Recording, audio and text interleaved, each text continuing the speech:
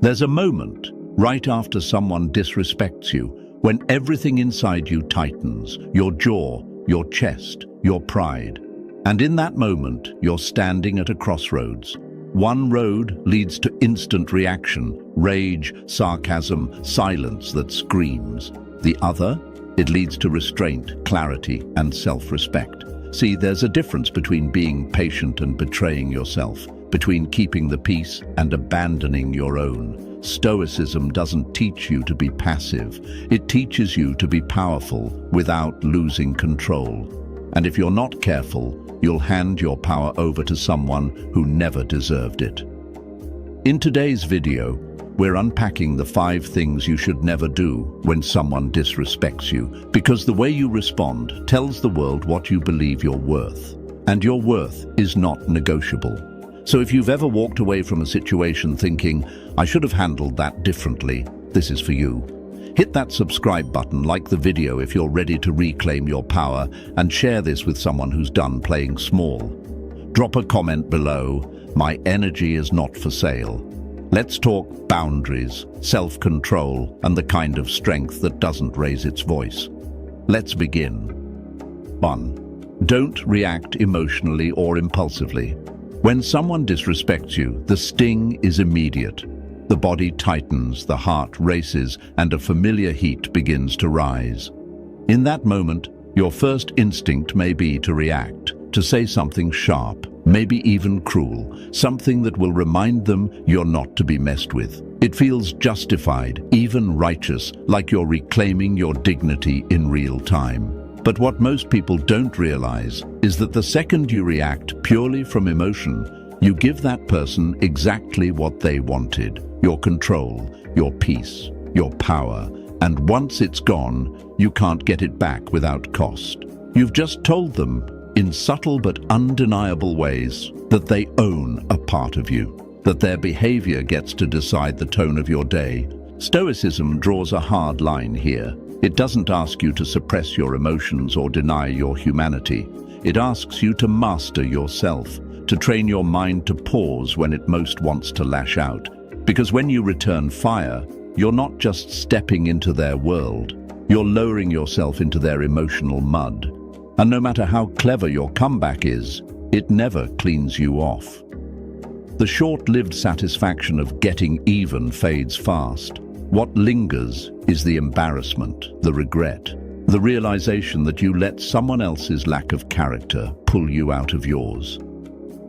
The Stoics teach that power is not shown in how loud you can shout, but in how still you can stay when the world tries to shake you.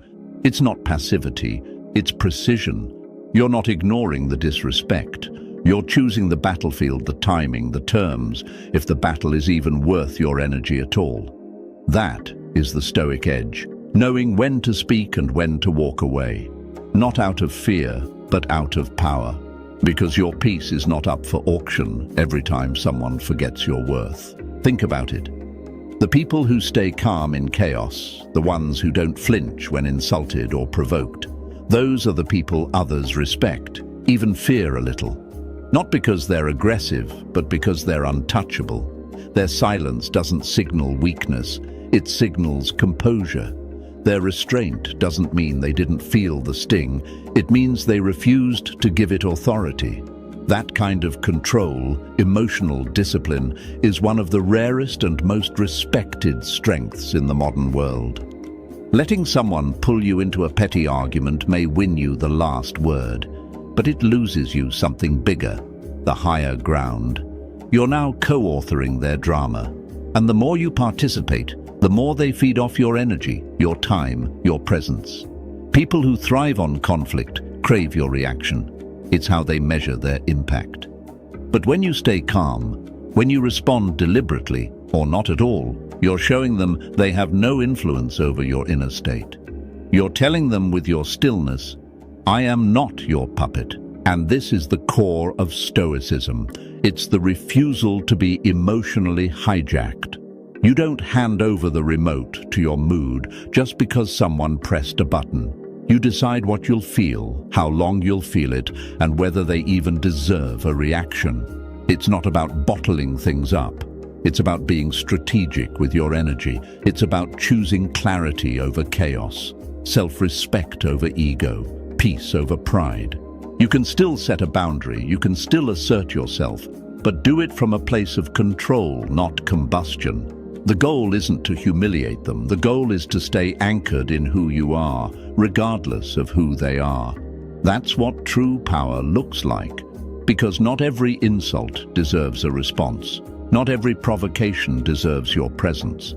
And not every battle deserves to be fought just because it was offered. The more you practice this, the more automatic it becomes. And in time, your calm becomes louder than their insult. Your detachment becomes your protection. Your silence becomes your strongest defense. Because the goal isn't to win the moment. The goal is to win your peace. And sometimes, the most powerful thing you can do is nothing at all. But of course, that's just the first trap. Because once you've held your silence and walked away, there's still another danger waiting, the temptation to let disrespect slide in silence and pretend it didn't happen. And that's where we're headed next. Let's talk about why staying silent at the wrong time can cost you even more. 2. Don't ignore disrespect or let it slide. Disrespect doesn't always enter loudly. Sometimes it slips in quietly, through a sarcastic comment disguised as humor, a delayed response meant to signal disregard, or a subtle shift in tone that carries more weight than words. And when that happens, the real question isn't what they did. It's what you're going to do about it. Because every moment of disrespect is more than a passing event. It's a test. A test of your boundaries, your standards, and most importantly, your self-respect. The biggest mistake people make isn't being disrespected. It's letting it slide in the name of keeping the peace. But peace that comes at the cost of your dignity is not peace.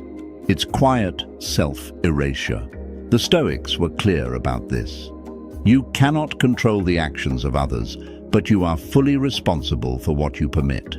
When you pretend something didn't bother you, not because you've truly processed it, but because you're afraid of being perceived as too sensitive or too much, you slowly shrink into someone you don't recognize. You bend to avoid conflict, not realizing that the very act of bending teaches others exactly how to treat you. And the more you let go unchecked, the more they push. Because people rarely cross boundaries by accident. They test waters first, lightly, subtly, just to see if you flinch. And if you don't, they move closer to the line, then past it, until you look around and realize there are no lines left at all.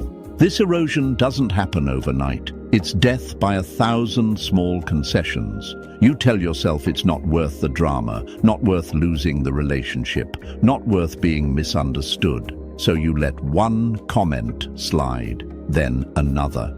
You accept the cancelled plans, the dismissive attitude, the tone that implies you don't matter as much, and slowly your silence becomes a permission slip for their behavior.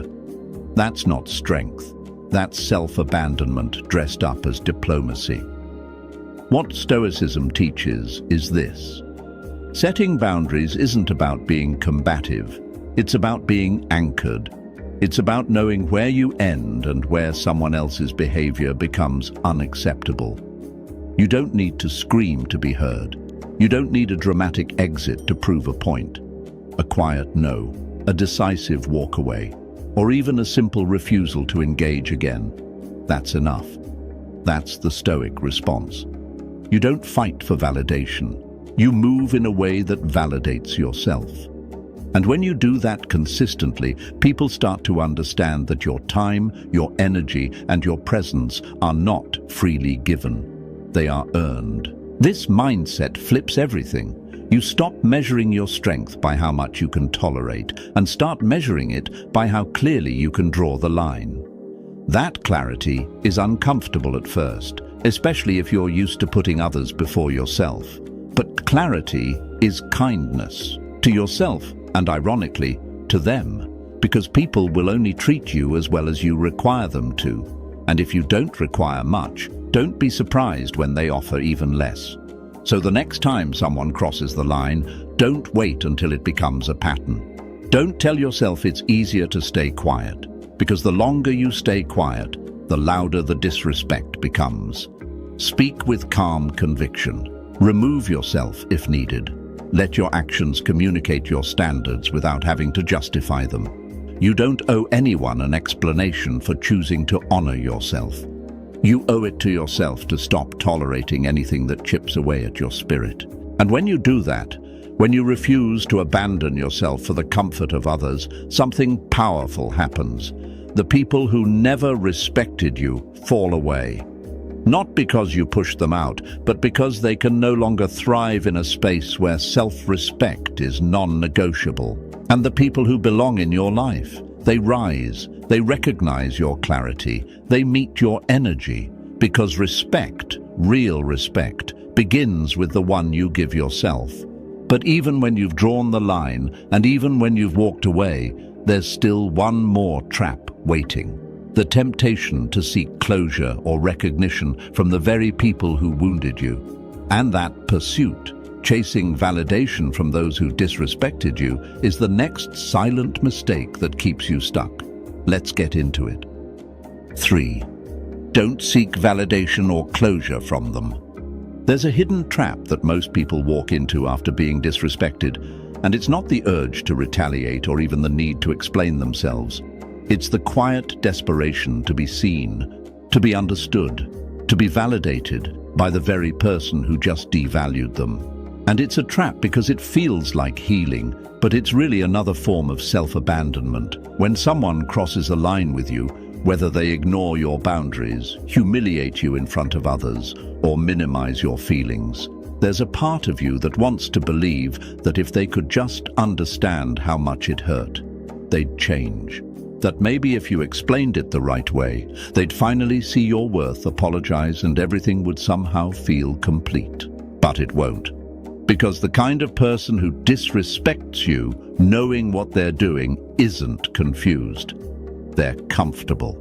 And seeking closure from someone like that is like asking a thief to return what they stole, then expect them to guard your house tomorrow. It doesn't work like that. The more you seek recognition from the person who disrespected you, the more power you hand back to them, bit by bit, apology by apology, explanation by explanation. You start building your self-worth on a foundation they already cracked. You make their understanding the gatekeeper to your peace. And worst of all, you wait. You put your healing, your strength, your sense of self on pause until they get it, and they rarely do. The Stoics would call this the ultimate error in judgment, outsourcing your stability to someone else's opinion. Epictetus warned that we must never place what's up to us in the hands of what is not up to us. Their respect, their remorse, their clarity, that's not up to you. But your detachment, your boundaries, your peace, that's entirely yours to command. This is where real strength begins. Not in changing someone else's mind, but in refusing to let their failure define your identity. You don't need an apology to move forward. You don't need their acknowledgement to reclaim your dignity. You don't need to be understood to be valid. And the truth is, some people will never understand. Some people are so deep in their own ego, so invested in control or insecurity, that they will never meet you with the respect you deserve. That has nothing to do with your value and everything to do with their limitations. You might think that expressing your hurt will change something, that maybe if you open up and share what they did to you, they'll have a moment of clarity. But here's the truth that hurts. People who care don't need explanations, and people who need explanations usually don't care. You don't need to pour out your heart hoping they'll finally treat it gently. Your healing is not a performance, and your worth is not a debate. When you realize this, truly internalize it, you stop trying to teach people how to love you. You simply love yourself enough to walk away. This is the Stoic path. Not coldness, but clarity.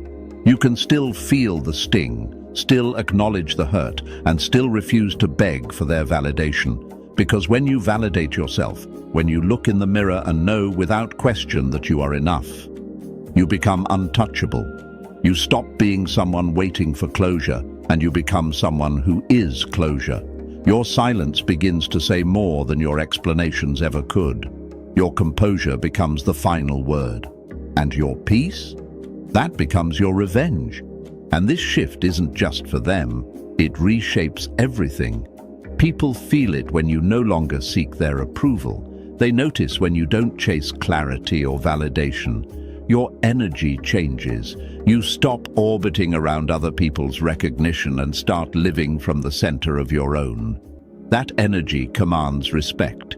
It sets the tone, and without even trying, you teach others how to treat you, because your life no longer makes space for anyone who needs to be convinced of your worth. But even after detaching from their need for validation, there's still one final storm that can undo your growth, your emotions. Because disrespect doesn't just hit your pride, it hits your nervous system. And if you're not careful, the emotional chaos that follows can cause just as much damage as the original offense. So next, we're going to talk about how to stop your emotions from taking the wheel and how real power comes from staying grounded, even when everything in you wants to erupt. Fourth, don't let your emotions take the wheel. When someone disrespects you, it doesn't always hit your mind first. It hits your body. Your chest tightens, your jaw clenches, and your heart starts to race. It's a physical response before it ever becomes a thought. And in that space, between the sting and the reaction, is where most people lose themselves. The urge to respond instantly is overwhelming. To say something sharp, to shout back, to assert yourself so they know you won't tolerate being treated that way. But the moment you give in to that emotional impulse, you hand over something far more valuable than your pride. You hand over control. That's exactly what happened to Mark, a successful man who spent years mastering his career but hadn't yet mastered himself. During a business dinner, a colleague publicly undermined him, questioning his judgment in front of the entire table. The disrespect was obvious, calculated, humiliating. And in that moment, Mark reacted. He fired back, quick, loud, and brutal. He won the moment, or so he thought. But what he didn't see was the ripple effect. He left the room angry, exhausted, and filled with regret. His emotional explosion became the real story, not the original insult. Because that's what happens when you let emotions take the wheel.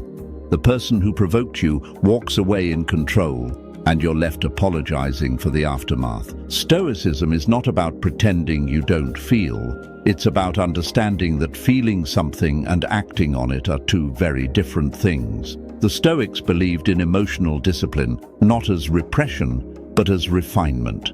They taught that emotions are like fire. If you can contain them, they can warm a home. But if you let them spill unchecked, they can burn everything down. Anger feels like power, but it's deceptive. It convinces you that exploding is strength, when in reality, composure is far more intimidating. The one who can hold steady while being provoked isn't passive. They're powerful. They haven't ignored the insult.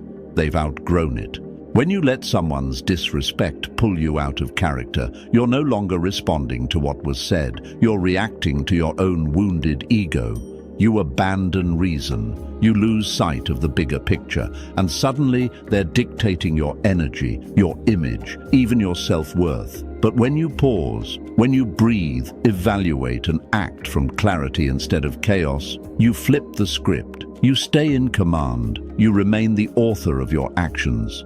And in a world addicted to noise and reaction, that kind of restraint speaks louder than any words could. You don't have to explode to make a statement. You don't have to shout to be heard. Real strength is quiet, it's deliberate. It's the ability to say, I see what's happening here, and I won't participate in it. This doesn't mean you let things go. You can still confront the disrespect, but you do it on your terms, when your emotions no longer own you. When you respond from a place of grounded awareness, not from emotional survival. People often confuse calm with weakness, but calm is clarity. It means your peace is not so easily stolen. It means the quality of your day isn't dictated by someone else's lack of character. It means your boundaries are firm, not because you yell them, but because you live them. Mark later reflected that his loud reaction didn't gain him respect. It only confirmed what his critic wanted to prove, that he could be rattled.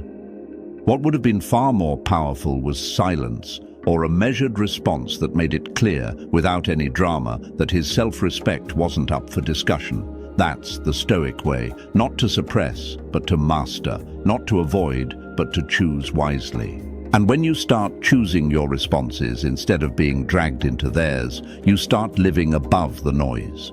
You don't just protect your peace, you command it. You become someone who isn't just heard, but felt. And when that emotional clarity becomes your standard, your presence shifts. People start to notice not just what you say, but what you refuse to react to. But even when you've mastered that silence, even when you've kept your composure, there's still one more critical decision left. And that's whether or not you use your voice when it matters most. Because while silence can be power, it can also become permission. And in the next section, we'll talk about the danger of staying quiet when the situation calls for clarity, and how the Stoic path teaches you when to speak, and how to do it without ever raising your voice. 5. Don't stay silent when you need to speak. There are moments in life when silence feels like self-protection, when someone disrespects you, makes a dismissive remark in public, ignores your boundaries in private, or speaks to you in a way that cuts deeper than it should. You may convince yourself that staying quiet is the mature thing to do. You tell yourself you're keeping the peace, avoiding unnecessary drama, being the bigger person. But silence, when misused, becomes dangerous. Because silence, when delivered at the wrong time, doesn't look like strength. It looks like permission, and people take notes on what you let slide. That's what happened to Elise, a woman who prided herself on being composed, graceful, and understanding. At work, her manager began subtly excluding her from meetings, overlooking her contributions in favor of louder, less competent colleagues. The first time, she said nothing. The second time, she rationalized it. By the third time, she had trained everyone in the room to treat her absence like it was normal. Not because she wasn't capable, but because she never corrected the narrative. Her silence wasn't seen as professionalism, it was mistaken for acceptance. And by the time she decided to speak, the damage had already been done. Her voice had gone missing long before she noticed. This is what Stoicism warns us about. While the Stoics deeply valued inner calm and emotional control, they never confused peace with passivity. Marcus Aurelius didn't rule an empire by staying quiet in the face of injustice. Seneca didn't write his most piercing letters to flatter the egos of tyrants. True Stoicism teaches you that self-respect is not just internal, it must be made visible through action. That means when someone crosses a line, it's not enough to simply know your worth. You must show it. Silence in the face of disrespect sends a message, and unfortunately that message often says,